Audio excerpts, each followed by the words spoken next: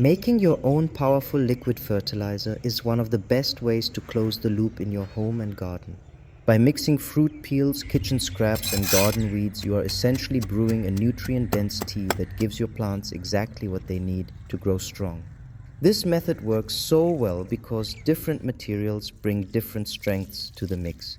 Banana peels are packed with potassium, which is great for flowers and fruit. Vegetable scraps like carrot tops or cabbage leaves provide a huge range of vitamins. Even those weeds you pull out of the dirt are actually helpful here.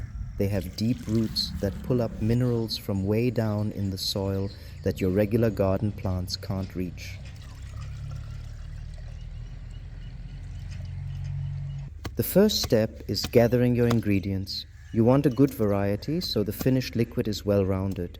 Keep a bin in your kitchen for fruit peels and veggie trimmings. Don't worry if some of the fruit has gone a bit soft or spoiled. As long as it isn't covered in fuzzy black mold, it is perfect for the brew. When you are out in the yard, pull up those weeds before they go to seed. Dandelions and even simple grass clippings are excellent because they break down fast and release plenty of nitrogen. Once you have a big pile of materials, you need to start chopping. Use a sharp knife or garden shears to cut everything into small pieces. This might feel like extra work, but it makes a huge difference. Chopping increases the surface area, which helps the water get inside the plant cells to pull out the nutrients much faster than if you just threw everything in whole. After you have a big pile of chopped scraps, you need a way to keep things tidy.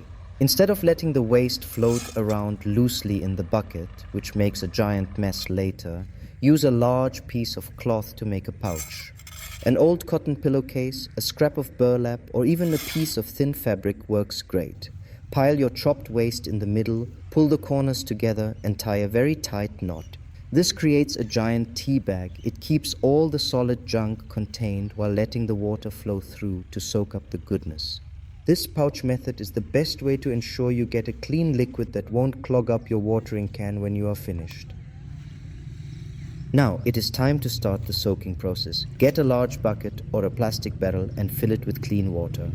Drop your heavy sack of waste into the water. Once it is submerged, cover the bucket with a lid to keep bugs out and stop the water from drying up. The next part is just waiting, which usually takes about 3 to 4 weeks. During this time, the water is busy extracting all those minerals.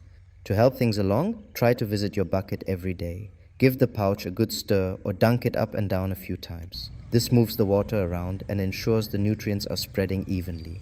Depending on what you put in your sack, the color of the water will change quite a bit. If you included something like spoiled beets or red cabbage, your liquid will likely turn a deep red or purple. This is a great sign that the colors and nutrients are leaching out into the liquid. By the end of the month, the liquid will be dark and very strong. You should never pour this straight onto your plants because it is too concentrated and might hurt their roots. You have to dilute it first. The best rule of thumb is a ratio of 1 to 10. This means you take 1 jug of the dark fertilizer and mix it into a bucket with 10 jugs of plain water. When you are done, the mixture should look like very weak tea. Once it is thinned out, you can start feeding your garden. This homemade mix is gentle enough to use about every 10 days when your plants are growing fast. Pour it right at the base of the plants so the roots can drink it up. You will likely see your garden look much greener and healthier within just a week or 2. The best part is that the sack of waste isn't empty after one use. You can add more fresh water to the bucket and start a second batch. When the material inside the sack finally turns into a mushy sludge, just toss it in your compost pile and start a brand new bag. It is a simple, free way to keep your plants happy and make sure nothing in your kitchen goes to waste.